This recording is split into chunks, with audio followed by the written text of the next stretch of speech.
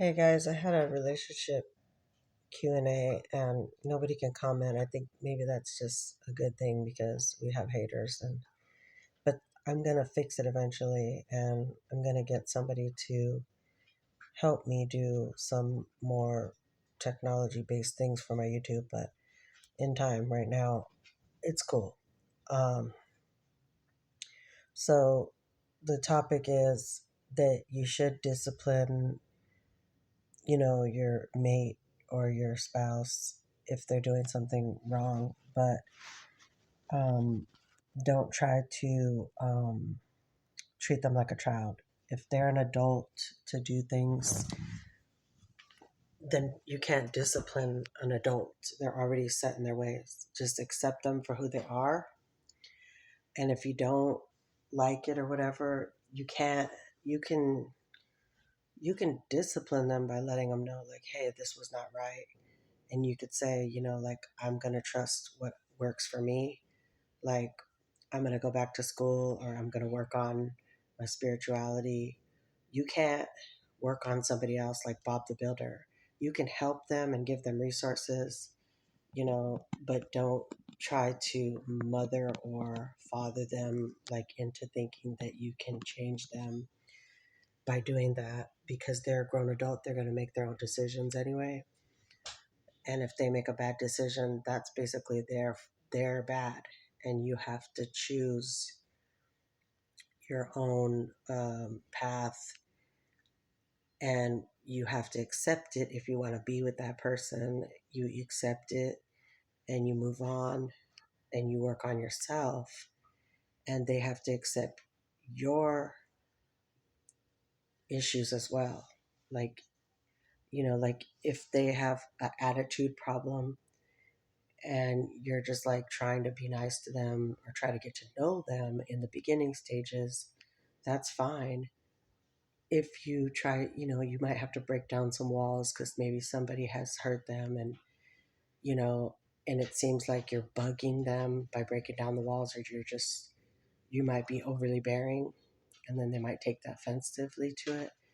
But if they can't handle the good and the bad, or if they can't try to figure out, if they can't talk to you about it, like, hey, what's going on? Because that could have nipped it in the bud. Nipping something in the bud is like when it's a little baby bud, like it's a rose. It's a little baby rose. And you got to get it while it's a baby.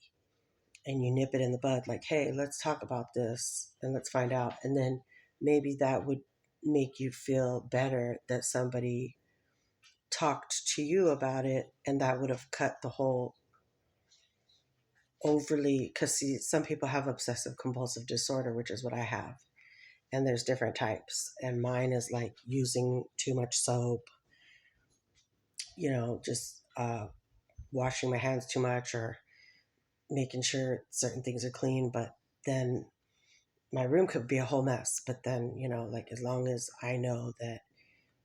you know, I know that it's clean in a certain way, but like right now it's a mess because I'm trying to move all my stuff in there. But I'm talking about like there's different types of obsessive compulsive disorder where just like me, I'm picking the skin off my lip, and to the point of where it turns into like a little sore. But I'm working on stopping that. That's like self-mutilation, like, or just like it's a habit right now because if you're nervous, if you have a nervous condition and you bite your nails, or you eat the skin off your nails, you're just like, the skin, like I peel the skin off of my lips, it's an obsessive compulsive, or it's basically, I'm quitting that right now. And the doctor told me that the lips have so much layers of skin that you can peel them and it'll just grow right back. Like it's not, no big deal, but like it's already healing. And I'm just going to leave it alone. But I mean, like when I'm at work or something, I'm just like bored and I'm like peeling the skin off my lips because that's a nervous condition. Like, and when you're obsessive about anything until somebody like sits down and talks to you about it, um, like suffering from mental damage can cause you to be obsessive. Like I have a friend that does that too. She'll call like people a million times, but it's okay. That's part of her, who she is. And, sometimes when you just talk to her, then she doesn't call as much or just say, I'm really busy, right now. And she understands that. And I'm probably going to call her today. And she's a really, really good friend. Like when I didn't have a sweater, one time she brought me a sweatshirt.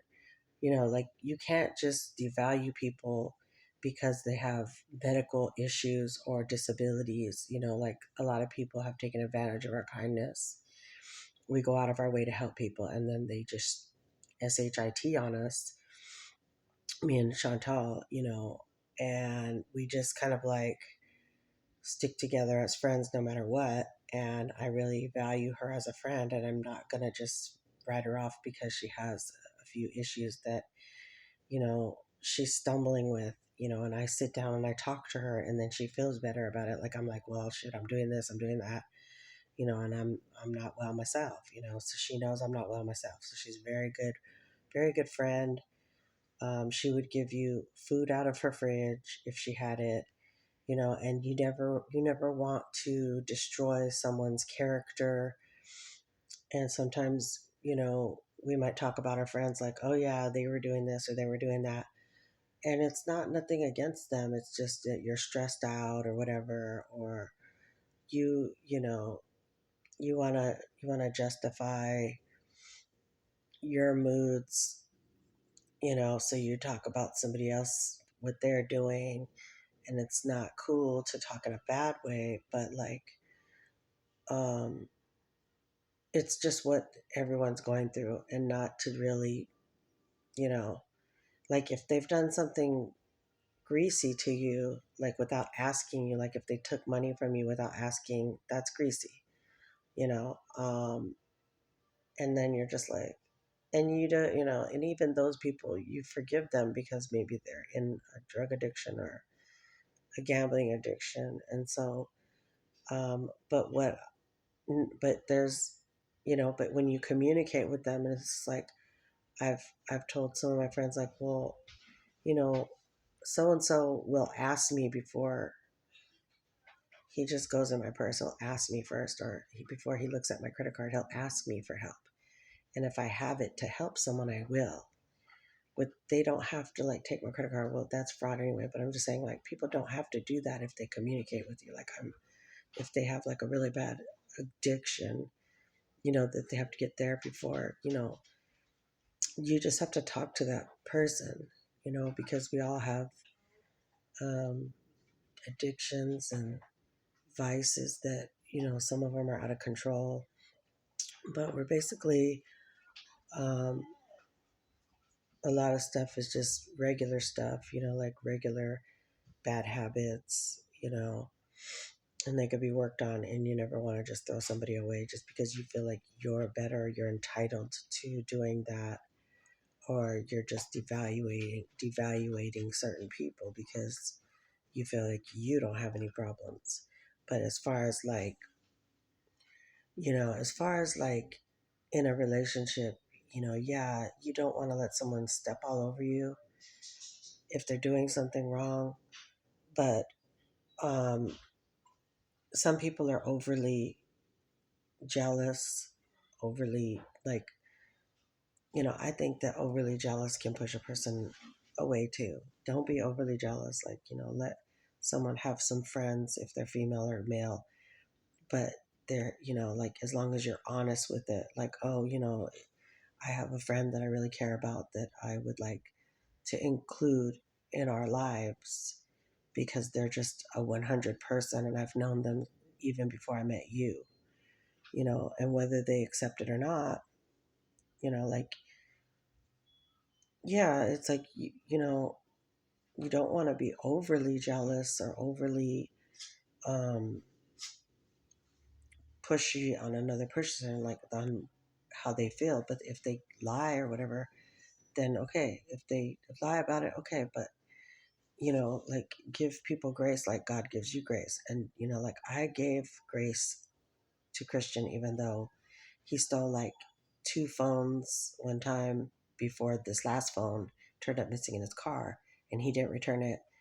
So that's why I got the restraining order too, to teach him that I'm not going to let you just take my stuff and not return it and talk to friends behind my back and think it's okay when I knew he talked to people behind my back, and lost a friend, so-called friend, because he was probably going out there to visit her, or maybe she was, just talking to him and maybe that was all it was. But how do these people just disappear and not become your friends because people are like taking your friends and claiming that's okay. Like I would never talk to one of his friends. Like I know some of his friends and I would never just like, oh hey AJ, you want to hang out one day? Some of his friends we would hang out all of us.